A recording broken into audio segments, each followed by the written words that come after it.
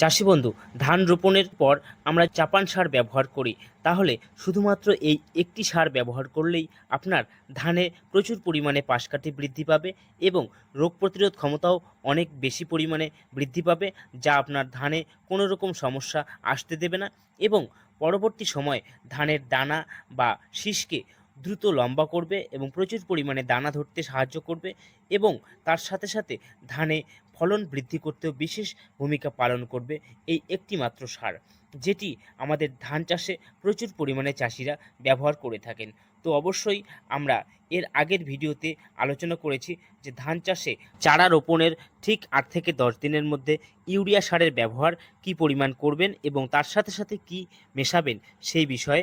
যদি আপনি ভিডিওটি এখনও না দেখে থাকেন, তাহলে এই ভিডিওটি শেষ পর্যন্ত দেখে সেখানে ভিডিওটি পেয়ে যাবেন। সেই ভিডিওতে ক্লিক করে ভিডিওটি দেখে নেওয়ার অনুরোধ জানাচ্ছি। তো সেই ভিডিওতে মূলত আমরা ইউরিয়া সারের সাথে আরও কিছু মেডিসিন ব্যবহার করেছি, যা ধান চাষে পাশকাঠি বৃদ্ধিতে বিশেষ সাহায্য করে। মূলত ইউরিয়ার সঙ্গে যে মেডিসিনগুলো ব্যবহার করা হয়েছে তার মধ্যেই রয়েছে জিঙ্ক এবং দানাদার কীটনাশক, তার সাথে সাথে হিউমিক অ্যাসিড। তো অবশ্যই আপনাদেরকে বলা হয়েছিল সেই ভিডিওতে যে জিঙ্ক ব্যবহার করলে ফসফরাস যুক্ত সার ব্যবহার করা যাবে না, তাই আমরা তখন ইউরিয়ার সাথে ফসফরাস যুক্ত সার ব্যবহার করিনি।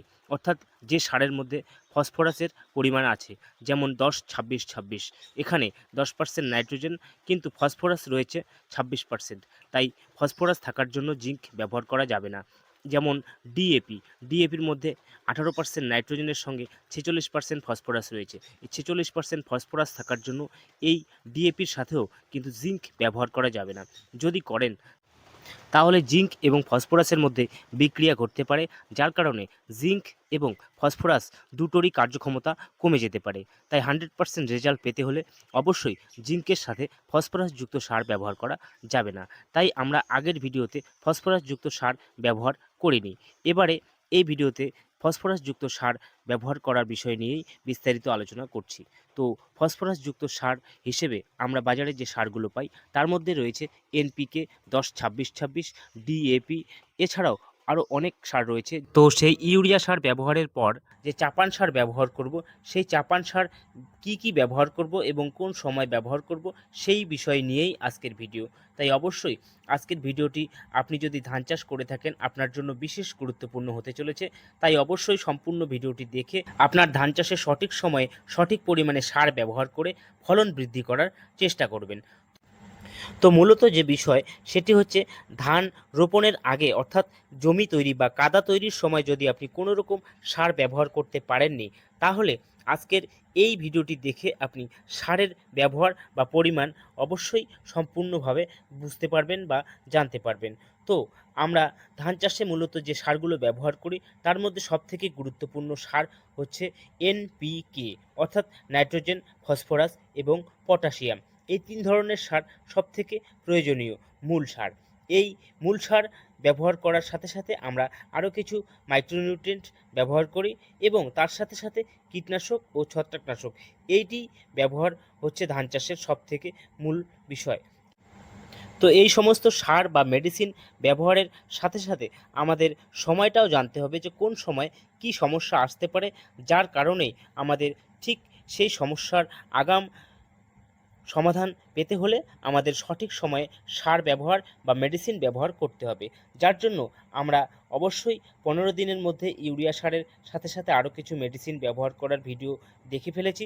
এবার দ্বিতীয়ত, যখন আমাদের ধান গাছের বয়স 25 থেকে 30 দিন হয়ে যাবে, ঠিক সেই সময় আমাদের যে সারগুলো ব্যবহার বা সারগুলো প্রয়োজন হবে, ঠিক সেই সারগুলোর মধ্যেই আজকের এই একটি সার আপনি যদি ব্যবহার করেন, তাহলে আপনাকে আর অন্য কোনো সার ব্যবহার করতে হবে না। শুধু একটি মাত্র সার আপনার ধানের সমস্ত ঘাটতি পূরণ করবে, যা আপনার ধানে প্রচুর পরিমাণে ফলন বৃদ্ধি করতে সাহায্য করবে। তো এই সারটি সম্বন্ধে অবশ্যই আপনাকে জানাবো। তার আগে আপনার কাছে একটি অনুরোধ, আপনি যদি আমার চ্যানেলটি এখনও সাবস্ক্রাইব না করে থাকেন, এই ভিডিওর নিচে কালো রঙের সাবস্ক্রাইব বটনটি দেখতে পাচ্ছেন, সেটিতে ক্লিক করে চ্যানেলটির সঙ্গে যুক্ত হয়ে যাবেন এই ধরনের কৃষি বিষয়ক ভিডিও নিয়মিত পাওয়ার জন্য। আর অবশ্যই কিছু জানার থাকলে কমেন্টে লিখতে ভুলবেন না। চাষি বন্ধুদের প্রচুর পরিমাণে ভিডিওটি শেয়ার করবেন, যাতে প্রত্যেকেই ভিডিওটি দেখে উপকৃত হতে পারেন। তো যেহেতু আমাদের ধান চাষে ফসফরাস, নাইট্রোজেন এবং পটাশিয়াম তিনটি উপাদান সবথেকে গুরুত্বপূর্ণ মূল উপাদান, তাই এই তিনটি উপাদান অবশ্যই আমাদের ধানে ব্যবহার করতেই হবে। তাই এমন একটি সার আপনাকে নিতে হবে যে সারের মধ্যে এই তিনটি উপাদান উপস্থিত থাকবে, অর্থাৎ ফসফরাস, নাইট্রোজেন এবং পটাশিয়াম এই তিনটি উপাদান থাকবে এমন একটি এনপিকে সার আমরা নেব, যার মধ্যে রয়েছে 10% নাইট্রোজেন, 26% ফসফরাস এবং 26% পটাশিয়াম।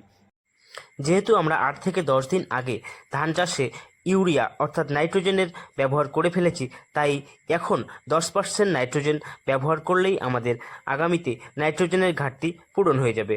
এর সাথে সাথে আমরা এই সারটির মধ্যে 26% ফসফরাস এবং 26% পটাশিয়াম পাচ্ছি। এই 26% ফসফরাস আমাদের গাছে শেকড়ের বৃদ্ধি করতেই থাকবে এবং ফুল ও ফলের বৃদ্ধি করবে, যা আমাদের পরবর্তী সময়ে ধানের ফলন বৃদ্ধিতে বিশেষ সাহায্য করবে। এর সাথে সাথে এই সারের মধ্যে 26% পটাশিয়াম থাকছে, যেটি আমাদের ধানের রোগ প্রতিরোধ ক্ষমতা বৃদ্ধির সাথে সাথে ধানে প্রচুর পরিমাণে ফুল ধরাতে সাহায্য করবে এবং ফুল থেকে ফলে অর্থাৎ দানায় পরিণত হতে সাহায্য করবে। তো এর জন্য পটাশ সার বিশেষ গুরুত্বপূর্ণ, তাই অবশ্যই এই 26% পটাশিয়াম আমাদের ধানে বিশেষভাবে কার্যকরী হয়ে যাবে।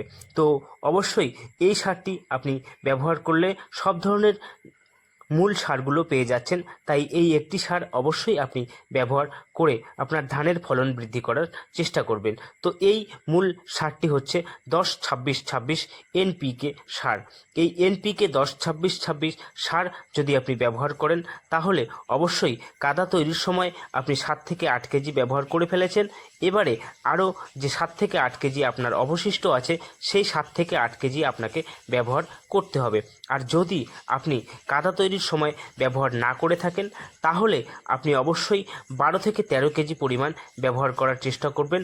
তাহলে দ্রুত আপনার ধানের চেহারা বৃদ্ধি পাবে এবং প্রচুর পরিমাণে রোগ প্রতিরোধ ক্ষমতা বৃদ্ধি পাবে, যা আপনার ধানে পাশকাঠি বৃদ্ধির সাথে সাথে আপনার ধানের রোগ পোকার আক্রমণ এবং ছত্রাকের আক্রমণ থেকেও ধানকে সুরক্ষিত করবে এবং পরবর্তী সময় ফলন বৃদ্ধিতে বিশেষ সাহায্য করবে।